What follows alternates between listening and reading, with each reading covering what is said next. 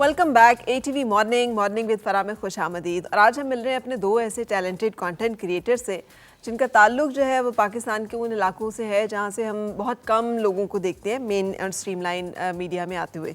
सबसे पहले तो खुशाब से वेलकम कहेंगे नुमानुल हक शेख को।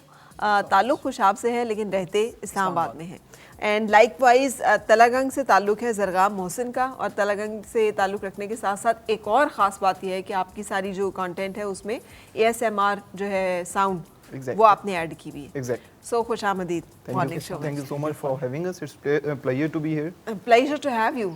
मुझे ये बताइए कि कैसे ख्याल आया कि ASMR तो अलग एक डोमेन है जो सिर्फ साउंड्स है, तो वीडियोस एंड इसके साथ ये सारी चीज़ें क्रिएट करना किससे इंस्पायर हुए थे? अच्छा, ये स्टोरी कुछ इस तरह से है कि मैं वो पर्सन था जिसको ASMR साउंड्स बिल्कुल भी पसंद नहीं थे, ही नहीं थे, ठीक है। लेकिन मेरी फैमिली में मेरे काफ़ी क्लोज हैं, रिलेटिव्स हैं, उन्होंने मुझे इस चीज़ पे पिंच किया कि आप ना ASMR की तरफ जाओ। क्यों? क्योंकि it's a very unique content और मुझे सोशल मीडिया का और यहाँ पे जाने का बहुत शौक था। फर्स्ट ऑफ ऑल मुझे फिल्मिंग इंडस्ट्री में जाना था, but I started on social media. तो मुझे उन्होंने कहा कि आप ना इस ASMR वाली फील्ड में जाओ।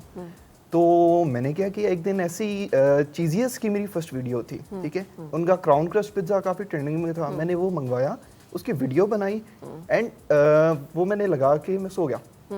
अब नेक्स्ट डे मैं उठा and it was on 20,000 views. अब मेरे लिए फर्स्ट वीडियो पे 20,000 व्यूज़ होना it was really like shocking कि यार 20,000 व्यूज़। तो फिर मैंने कहा यार इट्स गुड। फिर मैंने वहाँ से अपनी जर्नी स्टार्ट की एंड इस तरह से मैं वीडियोस लगाता गया एंड अगली जैसी एक वीडियो आगे बढ़ती ना, उन सब पे पिछली से ज़्यादा रिस्पांस आता। तो थर्ड या फोर्थ वीडियो थी, उस पे मिलियन आ गया। That was my motivation. That was the motivation. Exactly. तो अब ASMR साउंड्स तो बहुत अच्छी लगनी शुरू हो गई होंगी। अब तो ऑब्वियस ही बात है। सही। और आपकी क्या जर्नी है? आप कैसे खुशाब से नुमान? मैं बेसिकली तो खुशाब से हूँ, but I am living in Islamabad Rawalpindi for last 10 years। अच्छा। तो मैं फूडी था, जाता होता था रेस्टोरेंट्स पे। मैंने काफ़ी इंटरव्यूज़ में भी ये बात बताई है कि मेरे एक दोस्त थे, उन्होंने मुझे कहा कि यार आप रेस्टोरेंट जाते हो तो रिव्यू क्यों नहीं कर देते उस रेस्टोरेंट को? आपको शौक भी है फ़ोटोज़ वीडियोज़ बनाने का, तो आप उसको उस रेस्टोरेंट को या उस जगह को रिव्यू कर दिया करो। तो स्टार्ट किया कमर्शियल मार्केट रावलपिंडी में एक रेस्टोरेंट था, वहाँ से एक मैंने वीडियो बनाई। वहाँ की मखनी कढ़ाई बड़ी ही बहुत मज़े की होती थी। जो मैं मतलब मेरे कोई दोस्त आते थे तो मैं उनको लेके वहाँ पे जाता था। उस टाइम उनकी कढ़ाई बहुत अच्छी होती थी। तो वहाँ पे लेके गया, वैसे ही एक वीडियो बनाई, उसको वॉइस ओवर कर दिया। वो मेरी फर्स्ट वीडियो थी। तो उस वीडियो के ऊपर 90,000 व्यूज़ आए थे। तो वहाँ से एक इंस्पायरेशन भी मिली, मोटिवेशन भी मिली कि यार काम तो अच्छा है, कर लेना चाहिए। लोग अगर देखना पसंद कर रहे हैं, रिव्यूज़ से फ़ायदा उठा सकते हैं, तो क्यों ना किया जाए। तो इस तरह स्टार्ट हुआ। फिर उसके बाद जर्नी ये चलती गई। मैंने इस्लामाबाद रावलपिंडी का मैं वाहिद वो क्रिएटर हूँ जिसने पहली सैलून की रिव्यू वीडियो बनाई थी, मेन सैलून की। तो ये एक क्रेडिट मेरे पास है जिसको मैं बड़ा प्राउडली कहता हूँ कि ये काम मैंने स्टार्ट किया था। उसके बाद काफ़ी सारे लोग कर रहे हैं, तो ये एक अलग सी निश बन जाती है। तो इसमें भी मैंने स्टार्ट किया है। मैं आने लगी थी इस तरफ कि आज आपका हेयर स्टाइल जो है ये भी आपने खुद नहीं बनाया हुआ? नहीं, ये मैं नहीं बनाया। ये आपने बनाया हुआ? मैं अपना हेयर स्टाइल सुबह तो खुद ही करता हूँ। कोई बहुत बड़ा इवेंट हो, कहीं पे जाना हो, उस टाइम भी कोशिश यही करता हूँ कि मैं खुद कर लूँ। क्योंकि अपना मेरा हेयर स्टाइल, मैं ये एक लाइन बोलता होता हूँ अपने बार्बर्स को भी, और जो भी मेरे स्टाइलिस्ट आते हैं लाइक वहाँ पे सैलून्स में, उनको मैं कहता हूँ मेरे जैसा मेरा जो हेयर स्टाइल है वो कोई नहीं बना सकता। तो वो बस ये होता है ना कि इंसान को पता होता है कि किस साइड पे आपने बाल लेके जाने हैं तो आपके बाल अच्छे लगेंगे। ये बहुत अच्छी बात है कि you have this trust and confidence कि आप इसे कहते हैं self dependence, self reliance. Exactly. कि आपको जो है ये नहीं होता कि मैंने कहीं जाना है तो पहले मैंने बाल बनवाए। ऐसे ही है। तो बस बड़ी परफेक्ट बाल बने हुए हैं। हमारे जो न्यूज़ एंकर्स हैं ना, ये बाल जो है मैंने तो अलामत के तौर पे रखे हुए हैं। जिसके ऐसे बाल होते हैं मैं समझ जाती हूँ कि ये न्यूज़ या न्यूज़ एंकरिंग से कोई ना कोई ताल्लुक है। एग्जैक्टली। बिकॉज ये सब जो है एक हेयर कट और हेयर स्टाइल में चलेंगे। एग्जैक्टली ऐसे ही है। सही। तो अब ये जर्नी जो है उसके बाद जो कुछ भी आप पहले कर रहे थे वो साथ साथ कर रहे हैं और ये साइड लाइन एक काम है। एग्जैक्टली, वो भी चल रहा है साथ साथ। एक दो छोटे मोटे मेरे बिजनेसेस भी हैं जिनको मैं साथ लेके चल रहा हूँ। एक मार्केटिंग एजेंसी भी मैं रन कर रहा हूँ। बहुत बड़े लेवल पे वो नहीं चल रही, लेकिन ये है कि बस उसमें कुछ 5-6 प्रोजेक्ट्स चल रहे हैं मेरे साथ साथ। उसके साथ मैं एक जगह जॉब भी कर रहा हूँ 9 to 5 अभी। तो उसके बाद ये भी साथ साइड बाय साइड चल रही है। जी नुमान, कितना टाइम होता है आपके पास दिन में? बस टाइम निकल आता है, अगर आप में थोड़ा सा स्पार्क हो तो ऑब्वियसली आप लोग कर लेते हैं ये चीज़ें, और अभी टाइम ऐसा है, एज ऐसी है जिसमें किया जा सकता है, तो इंशाल्लाह इसको लेके चलेंगे। ये बहुत अच्छी बात है कि आपके अंदर ये रियलाइजेशन है कि ये टाइम ऐसा और ये एज ऐसी है कि इसमें सब कुछ किया जा सकता है। आपका ज़रगाम क्या सूरत हाल है कि आप ये जो कुछ कर रहे हैं इसी के ऊपर फोकस है या इसके अलावा भी कुछ और सोच जहन में? नहीं, ये मेरा फ़िलहाल साइड पे है।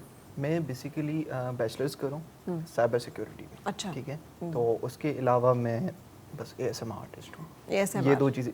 मैं इससे पहले eBay का वर्चुअल असिस्टेंट था, यूके की एक कंपनी है, उसके साथ मैं काम कर रहा था, बट काफ़ी क्लैशेस आ रहे थे टाइम के with university and that job, तो आई लेफ्ट दैट। फिर अब ये है कि जस्ट साइबर सिक्योरिटी की डोमेन है और यहाँ पे मेरा ASMR का काम है। अच्छा, तो ASMR के लिए तो स्पेशल इक्विपमेंट भी फिर अब आपको चाहिए होता होगा। पहला जो वीडियो बनाया था उसमें तो मेरा ख्याल है कोई स्पेशल इक्विपमेंट नहीं था। उसके अंदर जस्ट मोबाइल और मोबाइल की फ्लैश लाइट यूज़ हुई थी। अच्छा, लेकिन इसके अंदर तो एक साउंड कैसे क्रिएट फिर रिकॉर्ड की थी इतनी अच्छी? इसी पॉइंट पे मैं आने लगा था कि इस ASMR के अंदर ना मुझे एक चीज़ में थोड़ी डिफ़िकल्टी होती है कि मुझे हर चीज़ बंद करनी पड़ती है। AC, फैन, इनफैक्ट घर में जितने लोग होते हैं उन सबको प्लीज़ बोलिएगा मत आपकी आवाज़ आएगी। इनफैक्ट दूसरे रूम में भी होना, वहाँ से भी आवाज़ आती है, कोई फ़ोन यूज़ कराओ, तो एक तो मुझे उन सबको खामोश रखवाना पड़ता है, फिर मुझे थोड़ा बहुत गर्मी वगैरह फील होती है ऑब्वियसली, और गर्मियों में तो काफ़ी ज़्यादा होती है, सर्दियों में तो फिर इजी सीन है। तो ASMR की वॉइस फिर आ जाती है, जब हर तरफ खामोशी हो ना तो फिर इजी सीन होता है। बिल्कुल। लेकिन ये मैंने जो पहली ASMR साउंड जो को एंजॉय किया हुआ है, जो मेरे जहन में बहुत ज़्यादा है, बर्ड्स की साउंड और पानी की साउंड तो है ही ना, कि आजकल तो आप चले जाएं सवात या इन इलाकों में तो आपको आबशारों के पास भी वो नहीं फील होता, लेकिन बड़ी स्ट्रॉन्ग आबशारें थीं, तो आप उसके पास बैठते तो आपको पानी की बड़ी खूबसूरत। लेकिन जो जिसका मैं तस्करा करना चाह रही हूँ ना, वो है कि पीर सुहावा के ऊपर जब आप टॉप पे पहुँचते थे, मनाल नहीं था और उस वक्त अभी बड़ा मुश्किल सा रास्ता था और बिल्कुल पतली सी एक तंग सी रोड थी और आप मुश्किल से वहाँ पहुँचते थे, और वहाँ पहुँच के जब आप पतंग उड़ाते थे ना, तो जो पतंग की साउंड है ना हवा में, वो जो साउंड है। बचपन में हमने पतंग काफ़ी उड़ाई है, लेकिन उस जगह पे जहाँ पे आप कहना चाह रही हो वहाँ का मैं रिलेट नहीं कर पाऊंगा, लेकिन जो हमने बचपन में पतंग उड़ाई वो जो ऊपर जाती है ना इस तरह करके, जब तेज हवा आती है, तो एग्जैक्टली वो साउंड काफ़ी ना इस तरह से पीसफुल होती है। लेकिन वहाँ पे होता था कि चूंकि बैली थी तो वो साउंड इको करती थी बहुत, तो वो जो ASMR साउंड इफेक्ट है ना, तो हम सिर्फ उस साउंड को एंजॉय करने के लिए एग्जैक्टली वहाँ पे जाके हम ये रिलैक्सेशन साउंड्स होते हैं। अब कुछ लोग होते हैं वो सोने से पहले इनफैक्ट ASMR साउंड सुनते हैं, कुछ टिकलिंग साउंड्स हो गए, यूट्यूब पे बहुत सारे क्रिएटर्स हैं, और ये ASMR जो स्टार्टिंग हुई है फॉरेन कंट्री से, UK, USA, वहाँ से स्टार्ट हुआ है। तो पाकिस्तान में इसका ट्रेंड बहुत कम है। लाइक फूड का तो चलें अभी थोड़ा बहुत स्टार्ट हुआ है, अभी मैंने जब से स्टार्ट किया फूड का उसके बाद से मैंने काफ़ी क्रिएटर्स नोटिस किए हैं जो कि सामने, अब मेरी क्या टाइप है, मैं सामने लैपटॉप रखता हूँ, ठीक है, और बस खाना आता है। उससे क्या चीज़ होती है, मैं बेसिकली टारगेट करता हूँ रेस्टोरेंट्स की डिलीवरी को प्रमोट करना, ठीक है। अभी फूड ब्लॉगर्स हैं, वो क्या करते हैं, वो जाते हैं, नोमान भाई हैं, वॉइस ओवर करते हैं, रेस्टोरेंट का डाइन इन प्रमोट करते हैं, एम्बियंस और किस तरह का फूड प्रेजेंटेशन है वो सब। मेरी कैटेगरी में क्या होता है, मैं अब एक बंदा घर में बैठा हुआ है, रात को भूख लग रही है, अच्छा क्या मंगवाए, तो मेरी वीडियो सामने आ गई, अच्छा ठीक है, वो ना क्या करेंगे, वो जाएंगे नहीं, वो ऑर्डर करेंगे। अब मेरी वीडियो में क्या स्पेशलिटी है, वो जो फूड होगा उसकी किस तरह की क्वालिटी है, वो जब एक बंदा सामने खा रहा है, खाना खाई आ रहा है, उससे एक तो बंदे को भूख लगेगी और पता चलेगा कि इस फूड के अंदर क्या इंग्रेडिएंट्स हैं, किस तरह की क्वालिटी है, तो उस तरह से बेटर इंगेजमेंट जाती है रेस्टोरेंट्स को भी, और फिर मुझे भी फ़ायदा होता है। भाई ये इतना, हमारी तो वैसे भी ये जैसे कहते हैं ना सरिश्त में शामिल है। हर शादी की वीडियो के अंदर एक पोर्शन जो है ना वो हुआ करता था जब खाना खुल गया वाला, तो हर एक बंदा जो आपको नजर आता था कि वो क्या भाग दौड़ क्या चल रही होती थी, है ना। सो एक दूसरे को खाना खाते देखना जो है ये हमारी एक बड़ी फितरत में शामिल है। हम उसकी प्लेट को बड़े गौर से देखते हैं, उसने क्या क्या डाला हुआ है और वो क्या क्या कुछ खा रहा है और वो कैसे खा रहा है। मैं सॉरी आपकी बात काट रहा हूँ, शादियों में तो लोगों ने जो वीडियोग्राफर हायर किए हुए होते हैं ना, तो उनको प्रॉपरली बोला जाता है कि यार खाना खाते हुए लोग, नहीं प्लेट की तो खैर नहीं, खाना खाते हुए जो लोग आए हुए हैं ना, कि चलो इसने खाना खाया है, वो लाजमी ना कैच कर लीजिएगा कैमरा में, ताकि पता चले खाना कौन कौन खा के गया। तो मेरा फोटोग्राफी का भी बिजनेस है, सॉरी मैं एक चीज़ और ऐड कर रहा हूँ, तो उसमें मैंने जो अपने कैमरा मैन्स होते हैं ना उनको बड़ा स्ट्रिक्टली मना किया हुआ होता है कि यार टेबल पे जाके कैमरा लेके जाके कोई बंदा खा रहा है तो उसकी वीडियो नहीं बनानी। और मैं स्टार्ट में ही गाइड कर देता हूँ अपने जो क्लाइंट्स होते हैं उनको कि यार ये थोड़ा सा वियर्ड होता है, खाते हुए अगर कोई बंदा कैमरा मैन को कह दे यार ये क्यों बना रहे हो तो वो उसकी भी इंसल्ट होती है। तो उसका भी एक हल होता है हमारे पास कि आजकल ड्रोन आए हुए हैं तो वो उसका एरियल व्यू दिखा देते हैं कि बस ठीक है ये बैठा हुआ है, दैट्स इट। तो ये मुझे थोड़ा सा मगर मैं अपनी हम लोगों की जो एक आदत है ना उसका जिक्र कर रही हूँ कि ये somehow वो तो खाना खाते देखना, खाना जो है ये हम लोगों को बड़ा एक टेम्पटिंग है हम लोगों के लिए। अच्छा, ये मैं एक पॉइंट ऐड करूँगा, रमज़ान के अंदर ना हमारी वीडियोस को बहुत बूस्ट मिलता है, स्पेशली जो ASMR आर्टिस्ट होते हैं। अच्छा, अभी लाहौर में एक बहुत अच्छे क्रिएटर हैं, वो गाड़ी के अंदर बैठ के ASMR करते हैं। अब हमारी वीडियोस ना रमज़ान के अंदर लोगों ने रोज़ा रखा हुआ है और इंस्टा और टिकटॉक का एल्गोरिदम ऐसा ही है कि वो दिन को वीडियो जो है ना वो ज़्यादा सर्कुलेट करता है। अभी मैं टिकटॉक पे मैंने लास्ट रमज़ान में एक चीज़ नोटिस की थी, मैं लगाता था रात को 8 बजे वीडियो, ठीक है, वो बस 10-15 हज़ार व्यूज़ पे जाकर स्टक हो जाती थी। अब जैसे ही दिन को जोहर का टाइम हुआ, जोहर से असर में वो 15-20 हज़ार व्यू होते थे स्टार्टिंग में जोहर टाइम, और असर पे जाके उस पर 200 के 300 के यानी कि 2-3 लाख लोग दिन में ज़्यादा देखते हैं। तो उनको भी पता है कि हमने लोगों को भूख लगवानी है इंस्टा के और टिकटॉक एल्गोरिदम को। तो नहीं, उन्हें भी पता है कि लोग हसरत, हमारे लोग जो है ना ज़्यादातर काम जो है वो हसरत में करते हैं। मतलब ये हसरत ही है ना कि आप देख रहे हैं यार अगले को खाता देख खुद भूख लग जाना, और टेम्पटिंग होती है चीज़ सामने। तो अच्छा, लेकिन दुनिया में जो ये जो फूड के ऊपर ASMR साउंड्स के साथ कर रहे हैं बहुत बहुत काम हो रहा है, और बहुत बहुत डिफरेंट किस्म की चीज़ें जो हैं वो मैं देख रही होती हूँ। मेरी मदर को एक्चुअली ये जो है ना बड़ा शौक है, क्योंकि आजकल हमारे मैं अक्सर वो हंसती हूँ, मैं कहती हूँ अगर ये ना होता सोशल मीडिया तो हमारे जो सीनियर्स हैं उन बेचारों का क्या बनता। हम लोगों के पास तो वक्त ही नहीं होता बैठ के उनसे बात करने का, तो वो लोग बैठ के ना तो सारी वीडियोस जो है स्क्रॉल कर रहे होते हैं। तो ये जो होती है ना जिसमें कोई खातून ने प्लेट भरी हुई है डिफरेंट चीज़ों की और वो कचर कचर ठा ठा लगी हुई है, वो अक्सर कोरियंस होते हैं और इंडियंस होते हैं, वो इस तरह करते हैं। अभी ना जो आईफोन की रिपेयरिंग होती है, ठीक है, फॉरेन कंट्रीज़ में, वो इवन के कार्स की वो जो उन पे शीट्स लगी होती हैं उसकी अनबॉक्सिंग करना, वो सब कुछ करना, ठीक है, उसको अनरैप करना, वो सब उसमें भी ASMR इंक्लूड किया जा रहा है। पहले तो वो ट्रेंडिंग म्यूजिक लगा के और इस तरह से वीडियो होती थी ना, लेकिन अब लोगों को पता है कि वो जब शीट उतारते हैं ना गाड़ी से, वो काफ़ी लोगों को ना वो सेटिस्फाइंग सी लगती है, ठीक है। तो उस चीज़ का भी ब्रांड्स, ठीक है, ASMR करके और उसको स्पॉन्सर पे लगाते होते हैं। क्यों? क्योंकि लोगों को ये चीज़ रिलैक्स करती है, और अगर उनको क्या चाहिए होता है, उनको वॉच टाइम चाहिए होता है, ठीक है। ASMR से वॉच टाइम बहुत आता है, ठीक है। तो वॉच टाइम आएगा, लोगों को ब्रांड अवेयरनेस होगी, and that's how they engage with their audience. बिल्कुल बिल्कुल बिल्कुल, क्योंकि इंसान की जो 5-6 जो हिस्से हैं, जिन्हें छठी हिस्से तो किसी ने नहीं देखी, लेकिन 5 हिस्से तो हम सबको पता है ना, ये सब हिस्से जो है ये हम सब के लिए सोर्स ऑफ प्लेयर भी यही है कि टच, फील, देखना, सुनना, सूंघना, तो ये सब सेंसेशंस जो है इनकी एक अलग अलग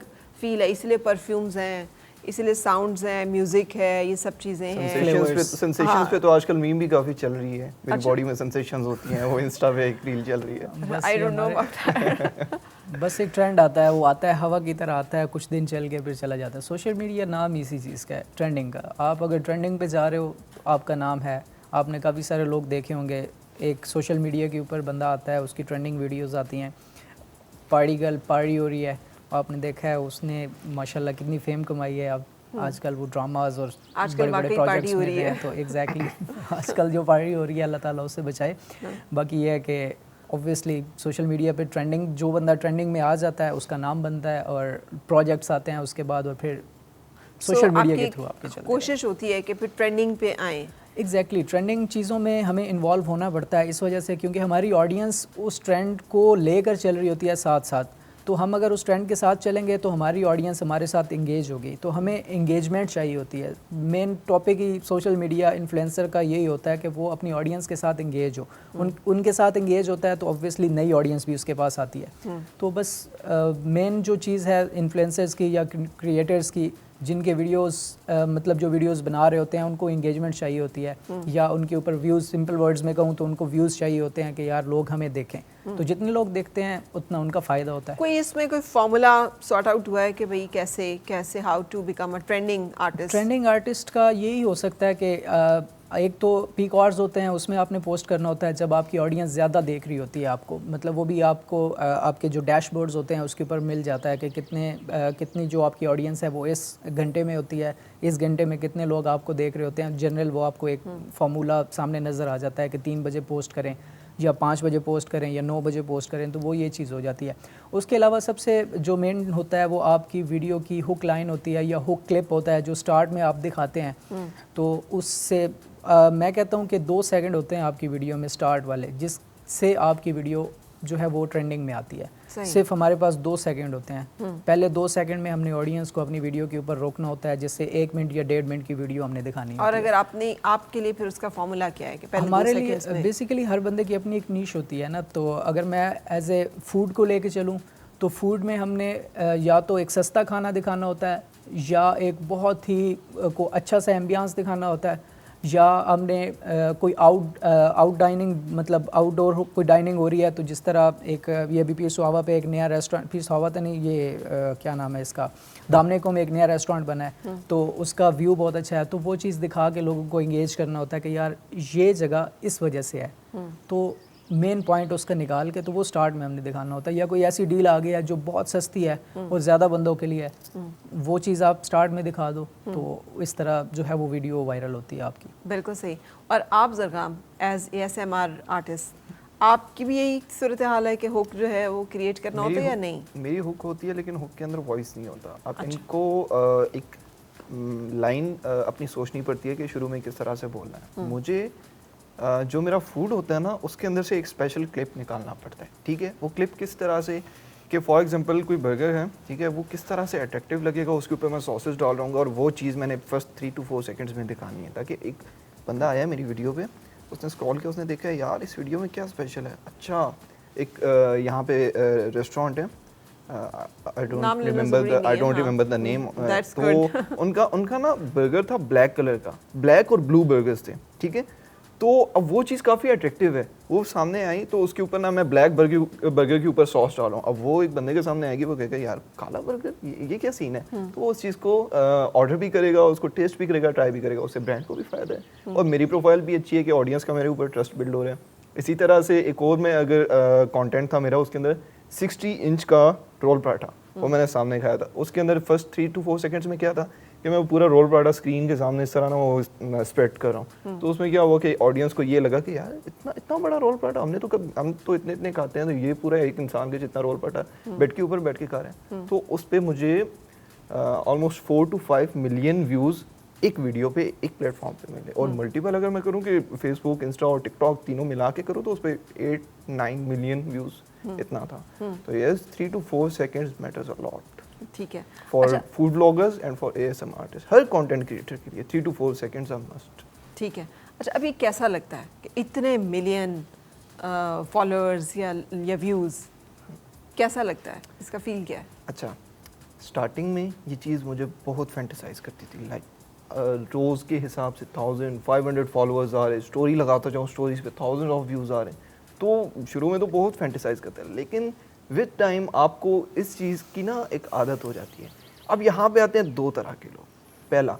पहली किस्म के लोग जो इस चीज़ के ऊपर बहुत फ्लेक्स करते हैं, ठीक है, जो इस चीज़ पे बहुत एटीट्यूड करते हैं कि I have thousands of followers, lakhs of followers, ठीक है, वो नॉर्मल पीपल में जाते हैं, अपने दोस्तों में इनफेक्ट जाते हैं, ठीक है, उनसे ना बहुत अकड़ के बात करते हैं।